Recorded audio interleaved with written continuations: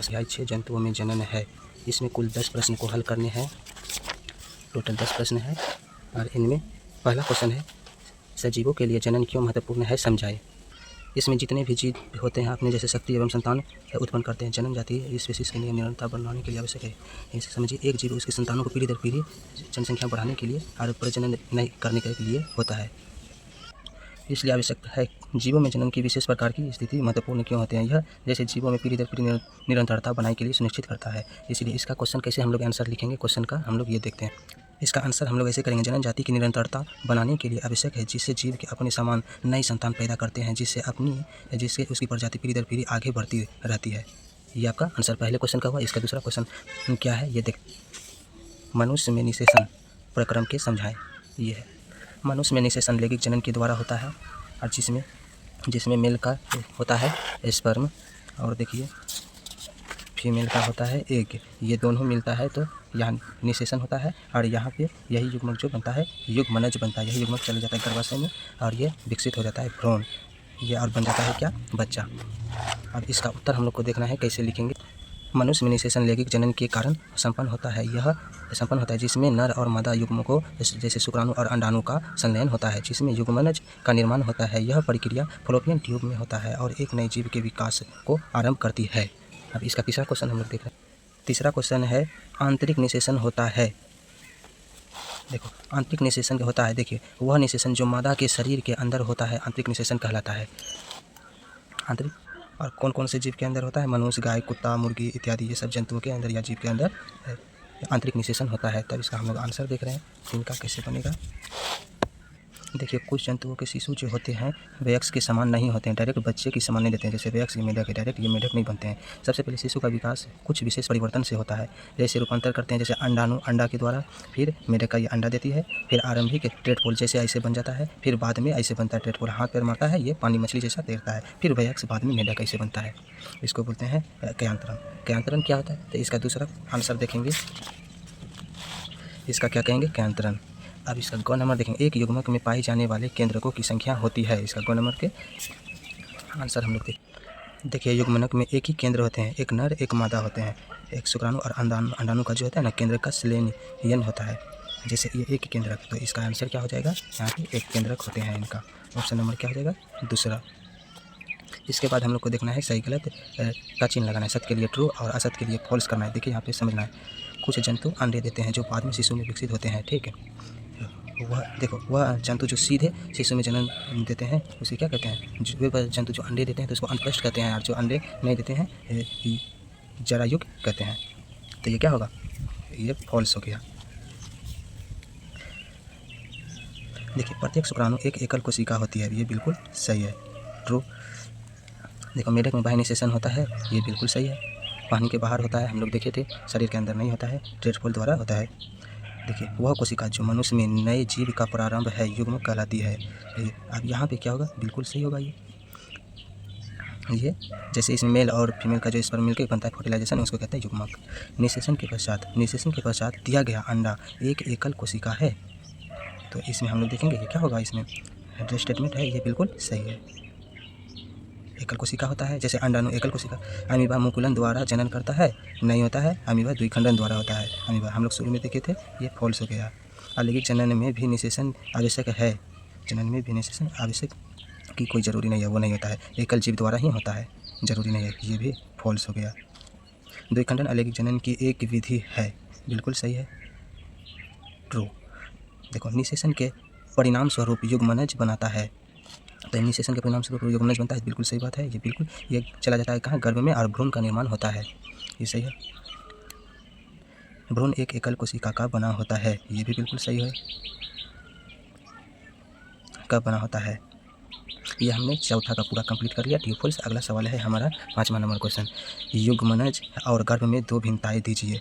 और इसका युग्मनज क्या होता है, मेल का स्पर्म और फीमेल का एक फर्टिलाइजेशन बनता है, युग्मनज बनता है, और गर्भाशय में चला जाता है और बनता है भ्रूण। ये जो युग्मनज जो होता है ना, युग्मनज ये गर्भ दोनों अलग अलग चीज़ होते हैं, इसमें क्या अंतर है ये हम बता रहे हैं।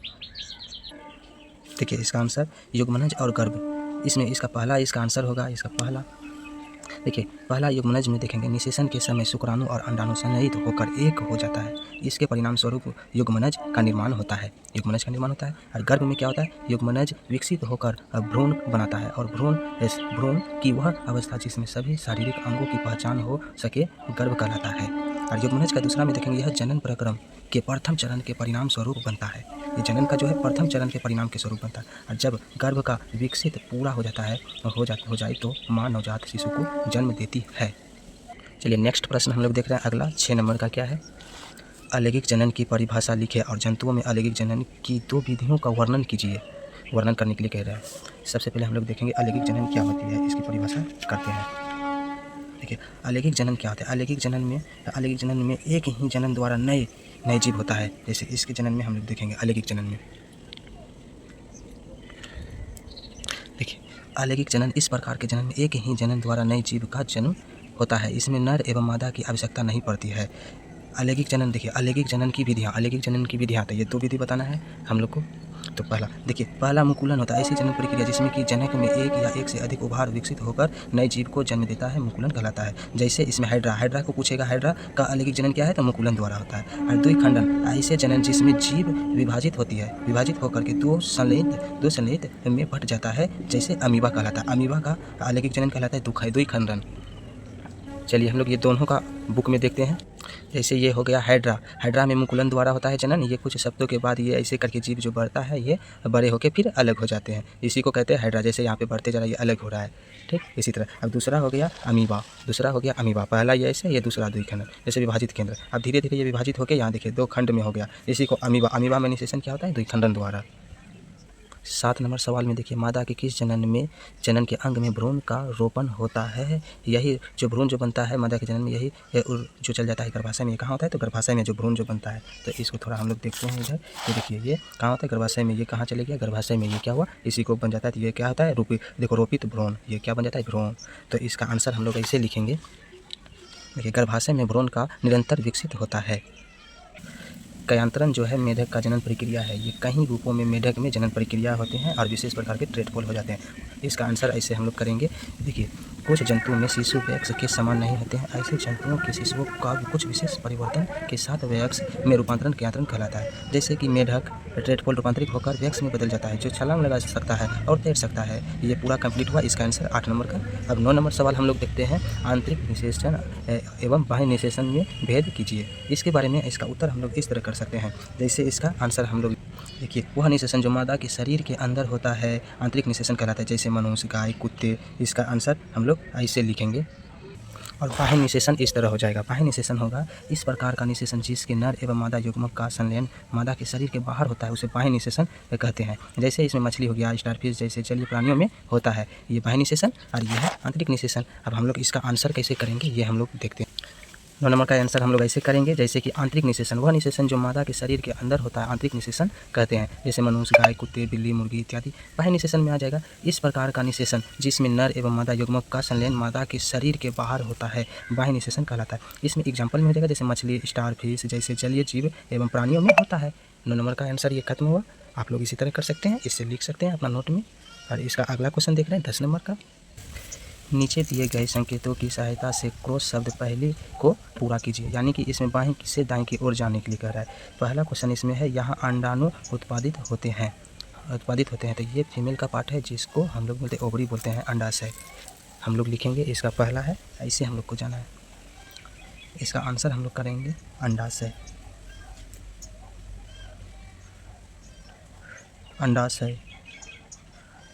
इसका आंसर होगा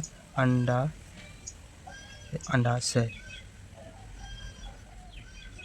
इसका आंसर हो जाएगा अंडाशय। इसके बाद विरिशन में उत्पादित होता है। इसको क्या कहते हैं, विरिशन में। तो इसका इसे जाना है। तो इसमें तीसरा का होगा शुक्राणु। इसका आंसर यहाँ पे क्या भराएगा, शुक्राणु। अब इसके बाद चौथा हाइड्रा का अलैंगिक जनन है। हाइड्रा का कैसे होता है, तो उभार होता है। तो हाइड्रा का उभार होता है, तो ये चौथा में यहाँ भराएगा।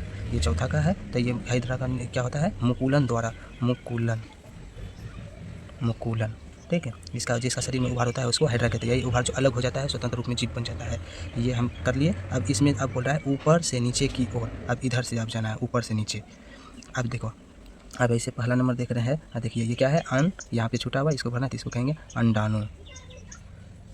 तो अब यहाँ पे मेल का क्या होता है स्पर्म और फीमेल का होता है अंडाशय। ठीक, अब देखिए ये मादा का युग्म क्या हुआ, अंडाणु। अब नर और मादा युग्म का मिलन को क्या कहते हैं, नर और मादा का मिलन को क्या कहते हैं, निषेचन। क्या कहते हैं, निषेचन, निषेचन, निषेचन कहते हैं। अब इसमें अब चौथा एक बोला एक अंडप्रष्ट जंतु है, तो इसमें क्या हो जाएगा, चौथा का यहाँ पे अंडप्रष्ट, यहाँ तो मुंह दे दिया है तो इसमें लिखेंगे मुर्गी, मुर्गी भी होता है ना, मुर्गी। अब इसी तरह हम लोग का सेशन कंप्लीट हुआ। Thank you. अब इसको आप लोग पूरा कर सकते हैं, इस तरीके से आप लोग ये पूरा क्वेश्चन देख सकते हैं, बना सकते हैं। उम्मीद करते हैं ये समझ में आप लोग को समझ में आ गया होगा। इसी के साथ साथ मेरा सेशन कंप्लीट हो गया।